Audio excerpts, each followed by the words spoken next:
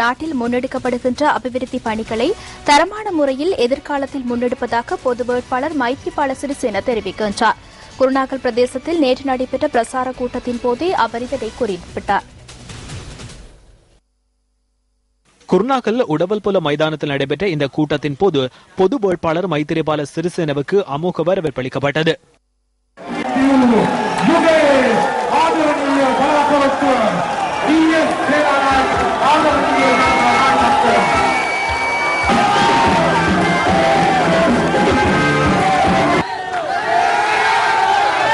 මහින්ද රාජපක්ෂ ජනාධිපතිතුමා අසල සිටි සමහර අය මම නෙවෙයි අපි නෙවෙයි එතුමාට ප්‍රශස්ති ගීත ගැයුවා අපේ මහ රජාණන් කියලා හිතන්න. மஹிந்த ராஜபக்ச மாமன்னர் என மஹிந்த ராஜபக்சவுடன் இருந்த சிலர் கூறினர். நாம் அவ்வாறு கூறவில்லை. தான் ஒரு மன்னராக வேண்டும் என மஹிந்த ராஜபக்ச நினைத்திருக்கலாம். சில மன்னர்கள் மிகவும் மோசமான முறையில் நிர்வாகம் நடத்தினர், சிலர் சிறப்பாக நிர்வாகம் நடத்தினர். மஹிந்த ராஜபக்சவிற்கு அது மறந்திருந்தாலும் நாம் அதனை மறக்கவில்லை. எனவே அதற்கு எதிராக நானும் ராஜித் உள்ளிட்ட சிலரும் அரசாங்கத்திற்குள்ளே இருந்து கொண்டு எதிர்ப்பு தெரிவித்தோம். தற்போது நாட்டில் காணப்படுகின்ற அரசியல் அலையினூடாக மஹிந்த ராஜபக்சவின் ஊழல் மிகு அரசாங்கம் ஜனவரி 8ஆம் தேதிக்கு முடிவுக்கு வரும் என்பதை உங்களுக்கு நாம் கூறுகின்றோம். மஹிந்த ராஜபக்ச மஹத்மයාගේ රුදුරු පාලනය නාස්තිය දූෂණය හොරකම සියල්ල ජනවාරි 8 වෙනිදා අවසන් කරනවා කියන එක තමුන්නාසලට අපි තාමත් පැහැදිලිව කියනවා. தனது எதிர்கால திட்டங்கள் தொடர்பில் மைத்திரிபால சிறிசேன இதன் போது விளக்கம் அளித்துள்ளார். අද කරන සංවර්ධන වැඩ අපි එකක්වත් නවත්තන්නේ නැහැ. මේක හොඳට தற்போது முன்னெடுக்கப்படுகின்ற எந்த ஒரு அபிவிருத்தி திட்டங்களையும் நிறுத்தப் போவதில்லை. அதனை மிகவும் தரமான முறையில் முன்னெடுப்பேன். அந்த பணத்தின் ஊடாக அபிவிருத்தி பணிகளை 3 மடங்கு அதிகமாக செய்ய முடியும். மஹிந்த ராஜபக்சவின் அதிசயம் ஜனவரி 8ஆம் தேதி முடிவடையும். நாம் உருவாக்கும் புதிய அரசாங்கத்தின் ஊடாக ராணுவ வீரர்களுக்கு உண்மையான கௌரவம் வழங்கப்படும். நமது அரசாங்கம் முதல் 100 நாட்களுக்காக திட்டங்களை வகுத்து புதிய சுற்று நிருபங்கள் ஊடாக போலீஸ் சேவையை மேம்படுத்துவோம். 22 வருடங்கள் சேவையாற்றி இருந்தால் அவர்கள் விரும்பும் பட்சத்தில் ஓய்வு பெறுவதற்கான சுற்று நிருபத்தை தயாரித்து அவர்களுக்கு சலுகைகளை பெற்றுக் கொடுக்க இடமளிப்போம். தற்போது சட்டம் சீர்குலைந்துள்ளமையை உங்களால் கண்டுகொள்ள முடிகின்றது. அலரி மாளிகையில் இருந்து கிடைக்கும் தொலைபேசி அழைப்பு காரணமாக புதுக்கடை நீதிமன்றத்தினால் தீர்ப்புகள் மாற்றி வழங்கப்படுகின்றன. இல்லாவிடி நீதிபதிகள் வீடு செல்ல வேண்டி ஏற்படும். எனவே இதிலிருந்து நாட்டை காப்பாற்ற வேண்டும். ඕන නඩු විභාගයක් අනිත් පැත්තට තීන්දුව දෙන්න ඕන. නැත්නම් විනිශ්චයකාරවරු ගෙදර යන්න ඕන. මේකෙන් මේ රට ගොඩ ගන්න ඕන. எதிர்க்கட்சியின் ஏனைய தலைவர்களும் இதன் போது கருத்து தெரிவித்தனர்.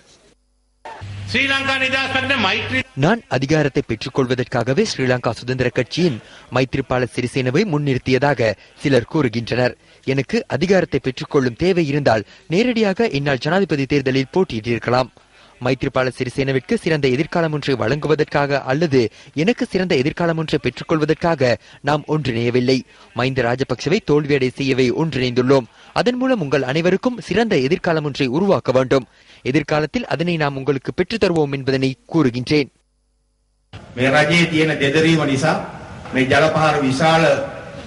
இந்த அரசாங்கத்தில் தற்போது ஏற்பட்டுள்ள அதிர்வின் காரணமாக இதுபோன்ற மக்கள் அலை உருவாகியுள்ளது.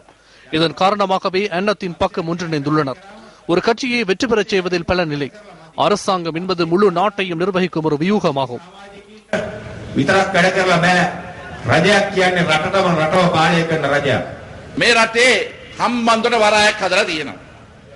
இந்த நாட்டில் ஹம்பாந்தோட்டை துறைமுகத்தை நிர்மாணித்துள்ளனர்.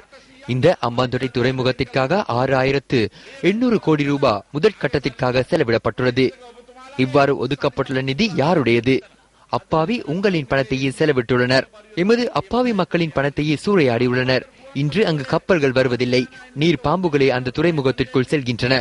ஹம்பாந்தோட்டை விமான நிலையத்திற்கு விமானங்களுக்கு பதிலாக மயில்களே வருகின்றன. இன்று வேலையற்ற இளைஞர் யுவதிகள் பலர் இருக்கின்றனர். அவர்களுக்காக பல லட்சம் வேலை வாய்ப்புகளை ஏற்படுத்தியிருக்கலாம்.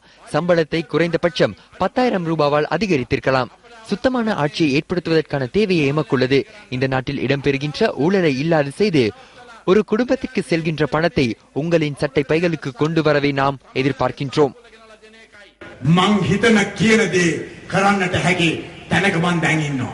මැසිල් රාජපක්ෂ කිව්වා රාජිත ඔයයි විමලුයි තමයි මේ සැරේ නැතිවන්න ව්‍යාපාරේ මෙහෙවන්නේ.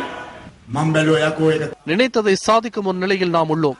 நீங்களும் விமலுமே இந்த முறை தேர்தல் செயற்பாடுகளை முன்னெடுக்க வேண்டும் என பசில் ராஜபக்ச என்னிடம் கூறினார். அதனை விமல் வீரவங்சவினால் முடியும், எனினும் என்னால் முடியாது. ஒன்றை கூறுகின்றனர், மற்றும் ஒன்றை செய்கின்றனர். அதுவே இன்று வாசுதேவுக்கும் ஏற்பட்டுள்ளது, இன்று டியூவிற்கும் ஏற்பட்டுள்ளது. එයා සියදී හානි කර ගන්න ඕන මේක යකෝ සියදී හානි කර ගන්න ඕන මැරෙන්න ලෑස්ති නම් වරාවිත් එක්ක මැරෙන්න ලෑස්ති වෙලා ජනාධිපතිකම ඉවර කරන්න. අපි අවුරුදු 30ක කුරිරු கொடூர யுத்தம் காரணமாக 30 வருட காலமாக நாம் பல்வேறு சிரமங்களை எதிர்கொண்டோம். யுத்தம் முடிவுக்கு கொண்டு வரப்பட்டதன் பின்னர் தற்போது அதைவிட மிக மோசமான நிலைமை ஏற்பட்டுள்ளது. தொலைபேசியில் இந்த அரசாங்கத்தை விமர்சித்தால் எவராது கேட்டுக்கொண்டிருப்பார்கள் என்ற அச்சம் இன்று ஏற்பட்டுள்ளது. அது குறித்து நாம் அச்சமடைவதில்லை. ஏனென்றால் இன்று அமைச்சருக்கு கூட அந்த நிலைமை ஏற்பட்டுள்ளது. அதுவே எமது நாட்டின் இன்றைய நிலைமையாகும். මේකයි අද රටේ තත්ත්වය.